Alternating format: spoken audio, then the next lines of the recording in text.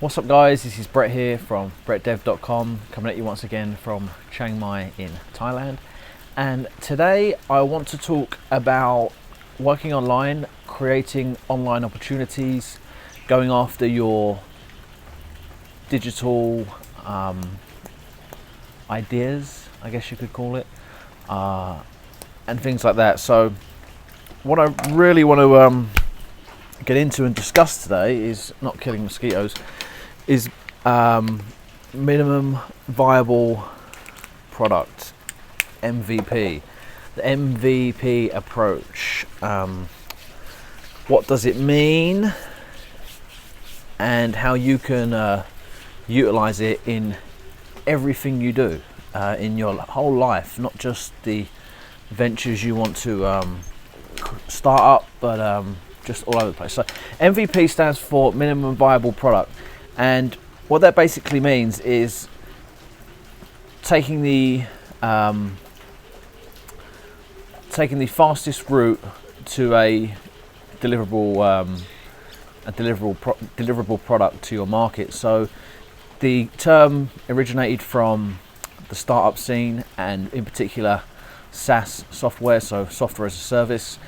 And what it kind of started out with there was people were developing SaaS applications, so websites that provide a service or apps that provide a service that you pay like a monthly subscription for. And rather than developing how you traditionally develop software, you'd kind of do a little bit of market research, think you knew what was best, and then built the entire thing, which would take years. Instead, the MVP approach advocates creating products and pushing them out to market as quickly as possible. So they would release a product after 3 months of work on it, and then let the users tell them what they wanted in the system. So they use user feedback to then build what the users actually wanted, and then they're guaranteed success of the product. So that's where MVP started about. And but I'm not going to talk to you about that specifically in terms of software today. I'm going to talk about how you can take a MVP approach to anything you do. So this is what I do, and a lot of people do this. It's a great approach to take, and it will get you ahead very fast. So I get a lot of questions, people saying to me, Brett, I want to do this, do you think this will work, do you think that will work? And I always go back to them and say, try it. And one of my favorite sayings is, you never know until you give it a go, because it's true. Now, taking an MVP approach, you can try lots of different things. If you're looking at starting a YouTube channel, for example, or if you're looking at starting a blog, or if you're looking at starting any type of, if you're looking at doing Facebook advertising or a drop shipping store, right? A minimum viable approach is the best way forward, because let's say, for example, you want to create a drop shipping store and you want to sell a specific type of product. Say you want to sell mosquito repellent, right? Well, there is nothing, the number one thing that's going to enable your store to succeed is that you are going to be able to sell this.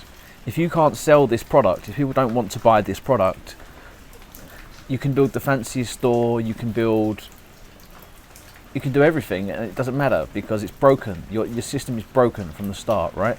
So an MVP approach to that would be to put the product on eBay, or to put the product on Amazon, or to put the product somewhere that to use a platform where you can sell this within a couple of hours, and then to run ads to that platform, right?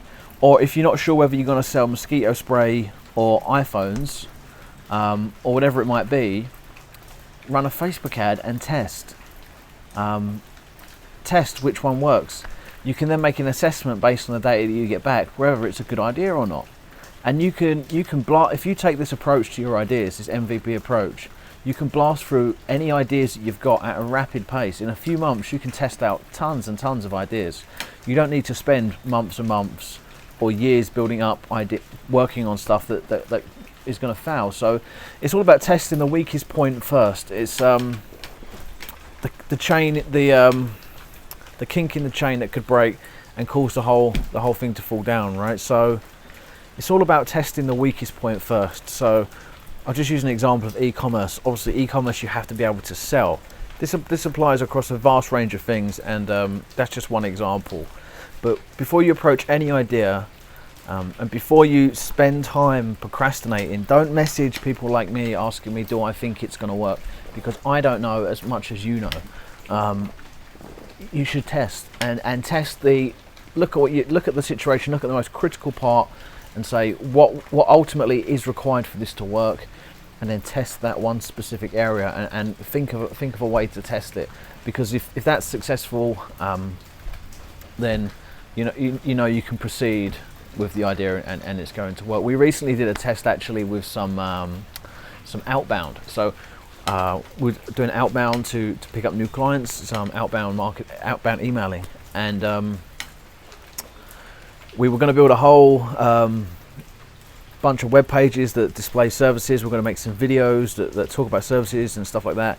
But we knew that if we did not get any response from the outbound, and if the outbound didn't work, then all of this other stuff we were going to be building was just going to be a waste. Because for those pages to be viewed and for people to come there and contact us, they had to have responded to the outbound first. So we didn't bother building anything, and our outbound message was not what we intended it to be in the future. But the outbound message was just generic and crap, to be honest. But it didn't matter, and it didn't matter that we weren't, because during this phase we weren't going to sell. We were just testing. That was the point, that if it didn't work, the whole stack of cards would come crumbling down. So we have to test that, and it took us less than a week, and now we know that works, and now we're going to build everything else. We didn't waste time building everything else first. So yeah, guys, that's the MVP approach. Take an MVP approach to everything that you do. Everything. Test, and test. Your opinions don't matter, guys. It's all about data, right? Split testing, all that. I hope you liked the video, guys. If you did, don't forget to give it a thumbs up. Don't forget to subscribe. Until next time, this is Brett from brettdev.com, and we're out. Peace.